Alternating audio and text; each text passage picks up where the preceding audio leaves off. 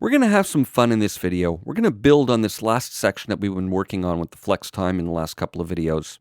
I want to back up, and I'm going to play you a little bit of our original bridge just to refresh your memory on the sound of this rhythmic pattern here, because we're going to work with it. Give me someone to hold tight. We're going to use a feature called Convert to New Sampler Track. Now this is going to give us some really cool flexibility, and then I'm going to show you how bounce and place works afterwards. So I'm going to just quickly select these. I can just drag in the background, and they're all selected. I'm going to control click. And by the way, when you control click, you get access to all kinds of editing command shortcuts, and this will really speed up your workflow. But what I want to do now is go to Convert here, and we're going to go to Convert to New Sampler Track, and the key command is Control E. So now we get a dialog box asking us what we want to do. Now I want to convert based on regions, not the transient markers. I want each note to trigger these slices. And I'm going to name it. It's going to create an EXS24 instrument and automatically create slices that represent each of these regions and map them automatically, chromatically on the keyboard. So let's call this Stutter, because that's what we're going to do. Now the trigger note range defaults to starting at the bottom of the keyboard, but I'm setting mine to start at C2 because I only have a 5-octave controller and I don't want it to start too low. And it's telling me here that it's going to generate 8 zones, and there's a maximum of 80 that are possible, but there's really not a whole lot to set here. So I'm going to click OK, and it's doing a little analysis. It's creating the files, and it's creating the sampler instrument right now. And here we go. So we have instrument 5 here, an EXS24 loaded in. It automatically muted the original one and replaced it with this region of MIDI files, or MIDI triggers rather. If I open the piano roll, you'll see all the notes. Here, let me just hide this or resize it so it's smaller. You'll see that it looks like a bunch of chromatic notes. It's like a step sequence just triggering all those slices. Now if I play it back, it's going to sound the exact same as it did before. Give me someone to hold tight. But the advantage is I can now trigger those slices from my keyboard. Give me someone I think you hear where we're going with this.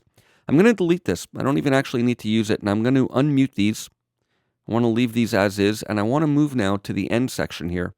And what I want to do is I want to put in some stutters. So let's see what I can come up with. Give me someone to hold tight.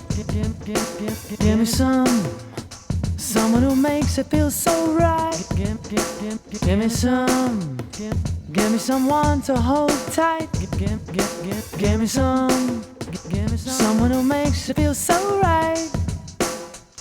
And now I'll hit Control Asterisk to capture that last take. And there we go. So we have some stuttering effects that we generated by simply triggering notes on the MIDI keyboard. Let's listen back. Give me someone to hold tight. Give me some. All right, that works nicely. Now I want to show you some other cool things we can do with this. I'm going to use a feature called Bounce and Place to process this to a new audio file, but with some effects plugins on it. Let's double click in the EQ field here on this channel strip, and that'll call up a channel EQ and open the interface for us. Now we haven't looked at this much, but basically this allows us to attenuate or boost selected frequencies. I don't want to spend too much time getting into this interface right now, but I'm going to call up a preset. I'm going to go to the effects at the bottom and call up one of the phone filter effects. And let's listen to this. Give me someone to hold tight. Give me some. And let's add something else on it.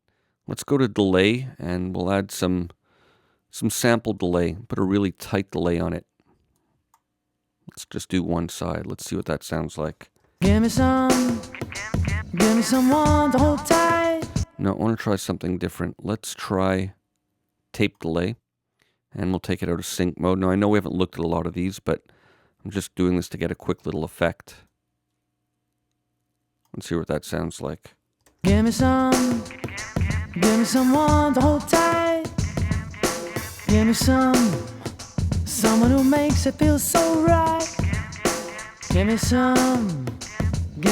Put it a little bit longer. Let's try that. Give me someone to hold tight. A little too long. Let's try that. Give me someone to hold tight. Give Give me some. All right, that's working for me. So now what I want to do is I want to execute a feature called bounce in place. And what this will do is render this all down to a new audio file instantly, including the processing on this channel strip. Now I can get to it a few different places. I can control click and get to bounce in place, and the shortcut is control B. But you can also get to it from under these menus. If I wanted to do the whole track, which I don't right now, actually I could because this is the only region on the track, but this is where you get access to bouncing in place for the whole track, and they add an extra modifier for that when it's with the whole track. Or under the region menu, I can go to bounce regions in place, and that's what I'm going to do right now, Control B. So now I get a dialog box asking me to set a few parameters here. So I'm going to name it. I'll leave it at the default name. It's the name of my region with BIP for bounce in place added on. And it'll allow me to generate a new track or have Logic generate a new track and place the new audio file on that track automatically. The source track, I'm going to have it delete it because I don't really need this anymore, the MIDI triggers. But I optionally could leave it or mute it. I'm going to leave the effects plugins because I want it processed with that. And we can optionally add length to the bounce for an effect tail. Let's say I had some reverb here and there was effects that were ringing on further than the boundary of the region. I can add an effect tail to the file so that it gets bounced with the extra effect that's added on. But we're not using that. I'm not worried about this short little delay. So I'm going to leave that off. And include pan and volume automation. I'm not using any, but you can optionally include or exclude it. And overload protection, I'm not too worried, but I'll leave it on anyway. So let's do it. It's going to happen really quick. It just went through it, rendered a new audio file, created a new track, named it with the name of the region, and placed the audio file on the track, deleted the region with the sampler triggers on it. And if I look in the audio bin now, we'll see this new file here, Stutter, with BIP added on. So now if we listen back, this new channel strip has no plugins on it, but it'll sound the exact same as this one did with this processing because it got bounced in place with that processing. This is also a way of freeing up CPU power because now I can deinstantiate these plugins. I don't need them anymore. So I can save computing power. Let's listen back and it should sound the exact same. Give me someone to hold tight. Give me someone who makes it feel so right. Give me someone to hold tight. Give me someone who makes it feel so there you go. Convert to sampler track and bounce in place. And I'm going to end off by doing one more little utility function to fix this up. And I'm going to show you something that we haven't looked at yet. This file was generated at a fairly low amplitude. The program material is quiet to begin with, but then with all that subtractive EQ pulling down all those frequencies, we lowered the amplitude significantly. So what I want to do is I want to boost the gain of this file. I'm going to open it in the sample editor window by clicking this button here, or W, which is the shortcut for that. And let me make sure that that's the file that's being displayed. I'll click on it, and there we go. I'm going to zoom in so we can see it all, and you'll see that it's fairly low amplitude. And I can play it from here. The halo is around this section of the arrange window now. If I hit tab, it moves up there. But let's leave it here and play it with the space bar. So what I'm going to do is a process called gain change. I'm going to go under functions and go change gain. And I'm going to go search maximum, and it'll be really quiet. And let's boost it. Let's boost it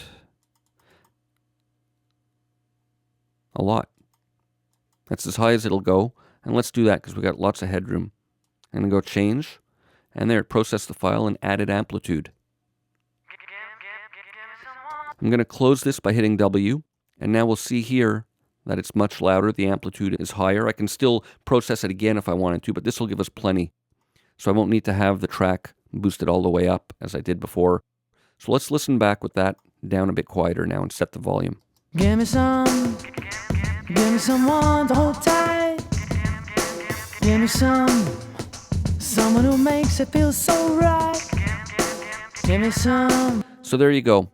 All kinds of new things that'll speed up your workflow and offer you a world of creative possibilities. Create new sampler track. It's great for chopping up drum loops. You can go in and reverse individual samples if you want and re-trigger notes. And then bounce in place, a way of rendering files down with processing to save CPU power. And finally, a little quick look at the sample editor, which is the window that's used for destructively processing audio files. And I use the word destructively because it's permanent. We've permanently altered this audio file rather than just, let's say, cutting it or moving it or trimming it in the arrange window, which is all non-destructive and can be undone. So there you go. Have fun, experiment, and I'll see you for more next time.